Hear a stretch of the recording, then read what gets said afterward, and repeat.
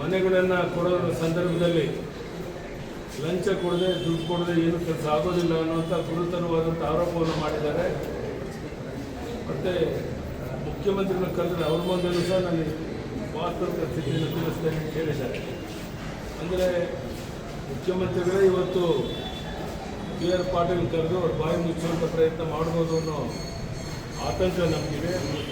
ಅದಕ್ಕಿಂತ ಮುಖ್ಯವಾಗಿ ಮೋಹನ್ ದಾಸ್ ಪೈ ಅಂತ ಹಿರಿಯರ ಬಗ್ಗೆ ಬೇರೆ ಬೇರೆ ಸುಳ್ಳು ಕಾರಣಗಳನ್ನು ಹೇಳಿ ಅವ್ರ ಮೇಲೆ FIR ಹಾಕುವಂಥ ಧೈರ್ಯ ಇವರು ಮಾಡ್ತಾ ಇದ್ದಾರೆ ಅಂತ ಹೇಳಿದ್ರೆ, ಅಂದರೆ ರಾಜ್ಯದ ಯಾವುದೇ ಹಿರಿಯ ಮುಖಂಡರುಗಳು ರಾಜಕೀಯದಿಂದ ದೂರ ಇರುವಂಥವರು ಸಹ ಈ ಸರ್ಕಾರದ ವಿರುದ್ಧ ಮಾತನಾಡೋಕ್ಕೆ ಆಗೋಲ್ಲ ಅನ್ನುವಂಥ ಒಂದು ಭಯ ಹುಟ್ಟಿಸುವಂಥ ಒಂದು ರೀತಿ ತುರ್ತು ಪರಿಸ್ಥಿತಿ ಸಂದರ್ಭದಲ್ಲಿ ಯಾವ ರೀತಿ ವಾತಾವರಣ ಇತ್ತು ಆ ಸ್ಥಿತಿಯನ್ನು ತರುವಂಥ ಪ್ರಯತ್ನ ಈ ಸರ್ಕಾರ ಮಾಡ್ತಾ ಇದೆ, ಈ ಮುಖ್ಯಮಂತ್ರಿಗಳು ಮಾಡ್ತಾ ಇದ್ದಾರೆ.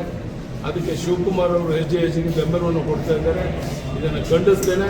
ಮತ್ತು ಇದೆಲ್ಲ ಸಂಗತಿಗಳನ್ನು ರಾಜ್ಯದ ಉದ್ದಗಲಕ್ಕೆ ನಮ್ಮ ಕಾರ್ಯಕರ್ತರು ತಿಳಿಸಿ ಯಾವ ರೀತಿಯ ಹೋರಾಟವನ್ನು ಮುಂದೆ ಬರೋ ದಿವಸಗಳಲ್ಲಿ ಮಾಡಬೇಕು ಅನ್ನೋದ್ರ ಬಗ್ಗೆ ಸಹ ಯೋಚನೆಯನ್ನು ಮಾಡ್ತಾ ಇದ್ದೇವೆ.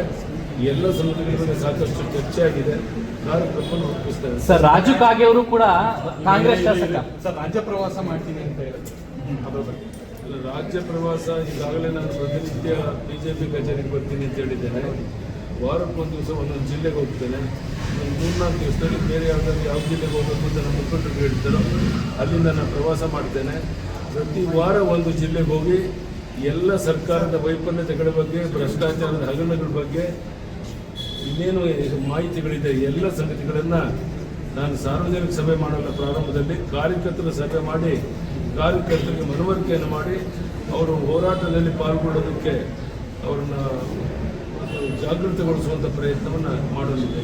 ಸರ್, ಕಾಂಗ್ರೆಸ್ ಶಾಸಕ ರಾಜು ಕಾಗೆ ಕೂಡ ಇವತ್ತು ಈ ಸರ್ಕಾರದಲ್ಲಿ ಹಣ ಕೊಡದೆ ಯಾವುದೂ ಕೂಡ ಸೈನ್ ಆಗ್ತಿಲ್ಲ ಅನ್ನೋ ರಾಜು ಕಾಗೆ ಅಂತಲ್ಲ, ಅಂಥವ್ರು 10 ಜನ ಇದ್ದಾರೆ. ಒಬ್ಬೊಬ್ಬರೇ ಬಾಯಿ ಬಿಡ್ತಾರೆ. ನೀವೇ ಕಾದು ನೋಡಿ. ಧನ್ಯವಾದ.